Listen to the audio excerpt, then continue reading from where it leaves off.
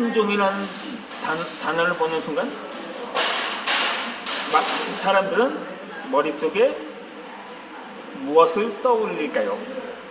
조선의 제27대 왕, 사실상 마지막 왕인 순종을 말하는 거나 아니면 이 잡종의 반대말이라고 말할 수가 있을 것입니다. 그러니까 비기독교인들이라면 그렇게 말을 할 수도 있겠죠. 하지만 그리스도인이라면 순종이라는 단어를 이런 의미로만 알고 있지는 않을 것입니다. 구원받은 자로서 아버지적인 하나님의 말씀과 명령에 따름을 의미한다는 것쯤은 그리스도인들이라면 다 알 수가 있는 것입니다. 오래전에 트렌트 지방의 유해성이 세간의 논란을 불러일으킨 적이 있습니다. 이것은 혈관에 쌓이면 각종 심한 심혈관계 질환 발병률이 높아질 뿐만 아니라 당뇨병이나 암을 유발할 가능성도 크다고 알려져 있습니다. 주로 햄버거, 피자와 같은 패스트푸드라든가 전자레인지용 팝콘, 도너츠, 비스킷, 케이크 등이 많이 들어있어서 단맛을 좋아하는 아이들이 섭취할 가능성이 많습니다. 그래서 그 이후로 제과업체들은 신제품을 내놓을 때 트랜스 지방은 0%라는 단어를 포장지를 크게 강조하는 경우가 많아졌습니다. 그런데 이 문제는 여기에 있었습니다. 이 포장지에 트랜스 지방 0%라고 표기했다 하더라도 트랜스 지방이 전혀 안 들어있다는 의미는 아닐 것입니다.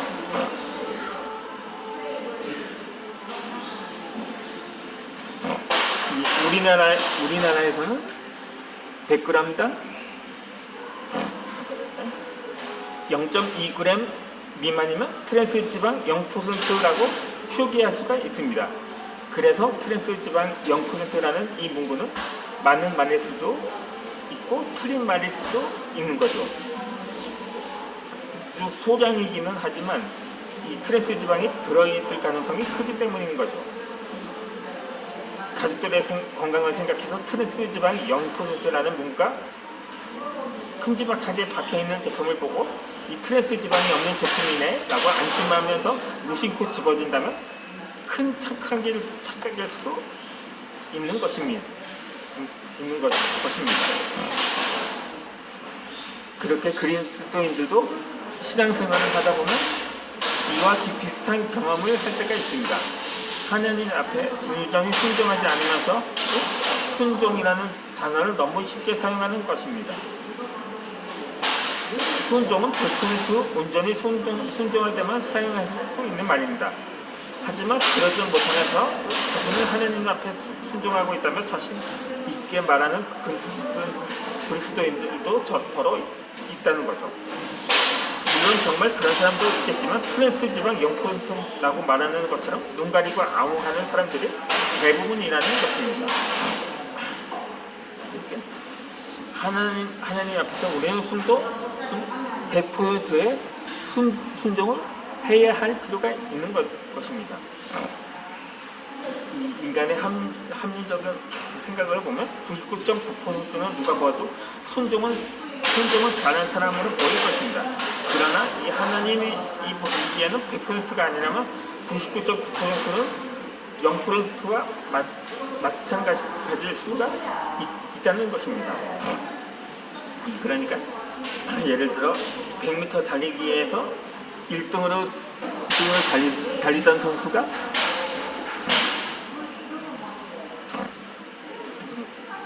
결승전을 코앞에 두고 99.9m에서 쓰러졌다고 칩니다.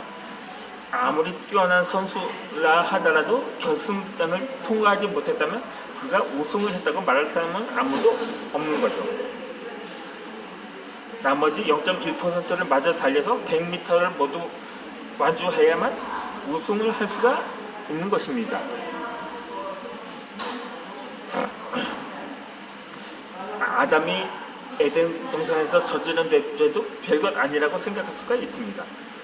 길 가다가 남의 집 나무에 매달려 있는 사과를 하나 따먹기도 하고, 어린 시절에는 커다란 수박 몇 통씩 서리해도 죄라기보다는 하나의 놀이라고 여겼는데, 선악과 하나 따먹은 것이 뭐가 그리 대수라고 생각한 말이냐고 할 수가 있을 것입니다. 하지만 선악과 안에는 선악을 알게 하는 나무의 실과는 먹지 말라고 창세기 2장 17절에서 기록된 하나님의 명령이 담겨 있습니다. 하나님이 그렇게 말씀하신 이후부터 그 나무의 실과는 단순히 과일이 아닌 거죠. 하나님의 말씀이 의미와 가치의 중요성을 담고 있는 것이로 탈바꿈한 것입니다. 그러므로 이 아담과 하와는 단순히 과일 하나를 따먹는 것이 아니라 그 행위를 통해 선악과에 부여된 하나님의 계명을 어기는 중대한 죄를 저지른 것이었죠. 이로 인해 그들은 엄청난 대가를 치르고 고난과 인생을 살기 시작하게 됩니다. 하나님이 명령하신 작은 실과 하나를 따먹지 말라는 말씀에 따르지 못한 그들의 불순종의 영향력이 지금 이 시간에 우리에게까지도 미치는 거죠. 아무리 다른 율법을 잘 지킨다고 해도 하나라도 범하면 모두 범한 자가 된다는 거죠.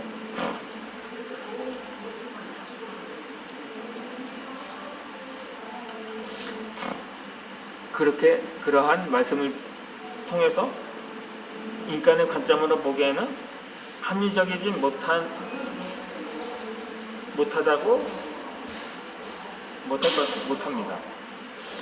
온 율법을 다 잘 지키다가 한 가지 죄를 범했다고 모두 범한 자가 되다니, 그렇다면 차라리 다 안 지키고 말겠다는 생각마저 들기 마련일 것입니다. 하지만 그럴 수가 없는 것이 그만큼 최선을 다해 모든 계명을 지키도록 노력을 해야 한다는 것입니다. 하나님의 말씀과 명령에 100% 순종하도록 최선을 다해야 합니다. 이 정도면 되겠지 하는 마음을 그것이 하나님 앞에서 면죄부가 될 수는 없습니다. 100%를 하기가 너무 버거워서 차라리 0%가 되겠다고 지레 포기해서도 안 된다는 거죠. 그렇게 하나님께 의지한다면 100%가 아니라 200%의 순종도 가능하기 때문입니다.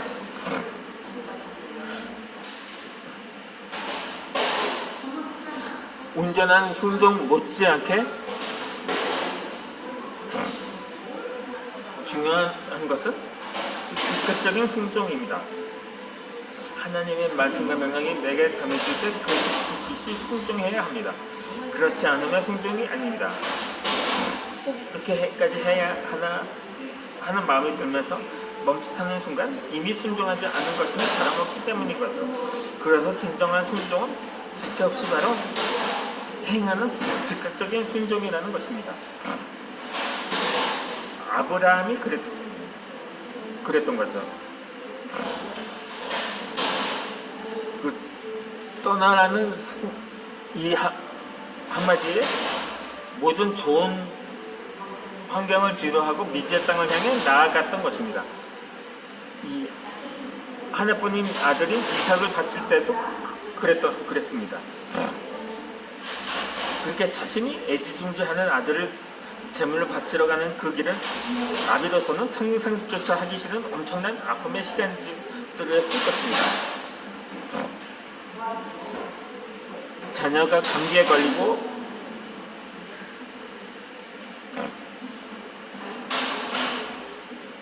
몸에 작은 상처만 나도 울컥해지는 것이 부모의 마음일진데 재단의 벤처를 바쳐야 하는 상황이라면 그 세상에 그 어떤 말로도 표현할 수 없을 것입니다. 아마도 아브라함의 머릿속은 정말 이삭을 바쳐야 하나? 혹시 그냥 시험에 하시려고 한번 해본 말씀이 아닐까? 어떻게 얻은 아들인데 이제 와서 왜 이러시는 걸까? 하소연이라도 한번 해볼까?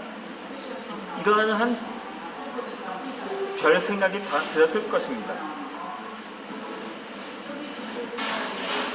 이제는 다시 못 볼 아들을 조금이라도 더 보기 위해 얼굴을 감싸 안으며 한참을 흐느껴 울고 싶었는지도 모릅니다.